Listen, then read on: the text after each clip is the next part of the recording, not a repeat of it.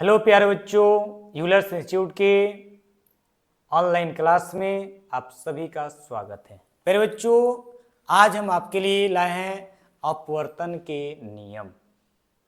बहुत ही important topic है क्योंकि आपके बोर्ड एग्जाम में ये जो टॉपिक है हमेशा पूछे जाते हैं कि अपवर्तन के नियम से आप क्या समझते हैं, ठीक है, या प्रकाश का अपवर्तन किसे कहते हैं और प्रकाश का अपवर्तन के नियमों को लिखें।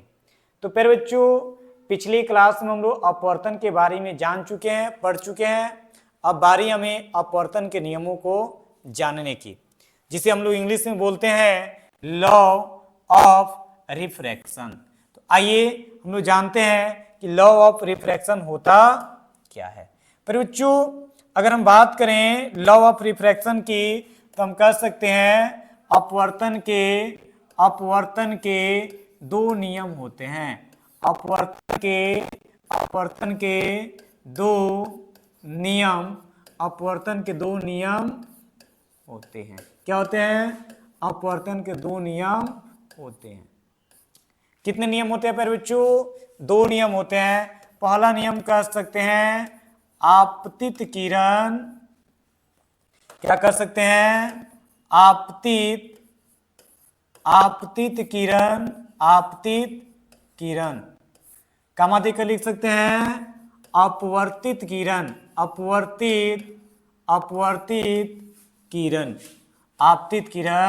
अपवर्तित किरण तथा आपतन बिंदु पर डाला गया लंब, आपतन बिंदु पे डाला गया लंब तीनों एक ही तल में, या तीनों एक ही समतल में बोल सकते हैं, तीनों एक ही तल या समतल में होते हैं। फिर बच्चों बात समझ में आ रही है? ये ध्यान दीजिए, आपतित किरण, ठीक है, इधर जो जाती है क्या?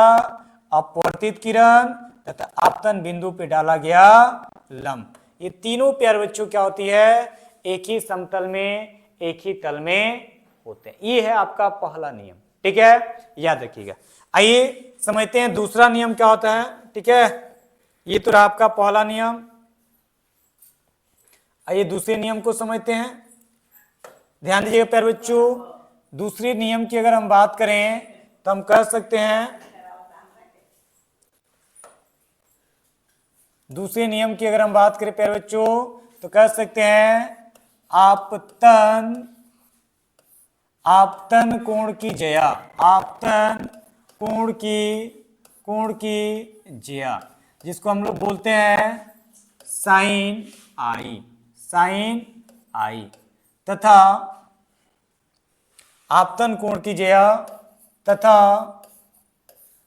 अपवर्तन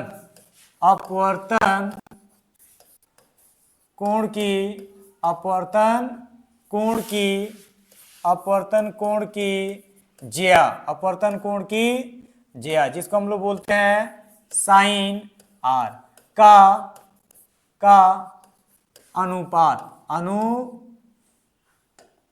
अनुपात एक नियतांक होता है, एक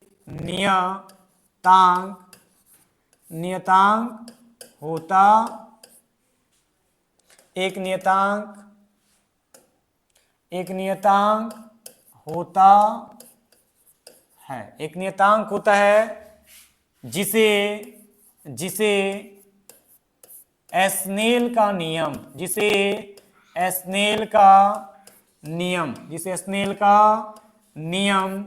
कहा जाता है, इसे स्नेल का नियम कहा जाता है।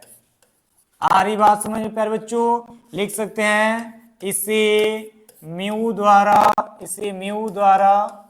सूचित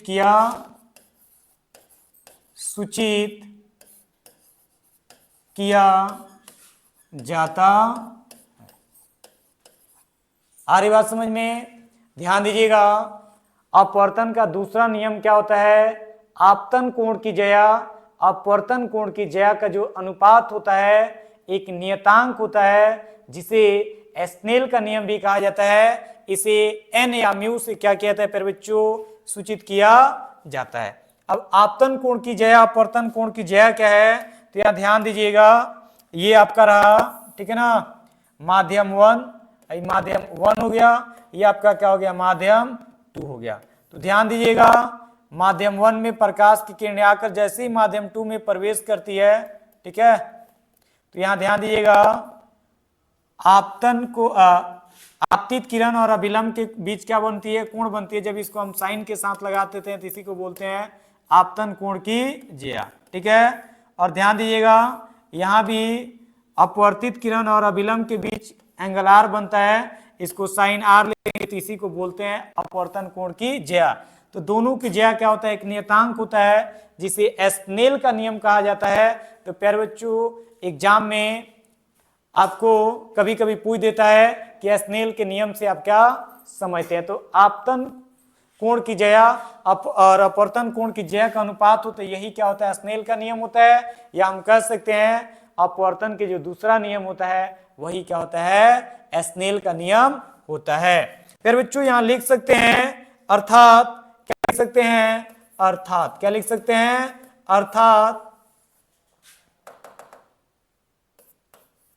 अर्थात हम लिख सकते हैं म्यू बराबर क्या लिख सकते हैं, साइन आई बटा साइन आर, साइन आई बटा साइन आर।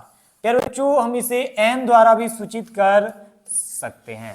तो बात समझ में आ रही है, आपतन कोण की ज्या अपवर्तन कोण की ज्या का अनुपात जो होता है एक नियतांक होता है, जिसे स्नेल का नियम भी कहते हैं और इसे म्यू से सूचित किया जाता है। तो प्यारे बच्चों, मिलते हैं अगले क्लास में नए टॉपिक के साथ। आज के लिए दैट्स ऑल।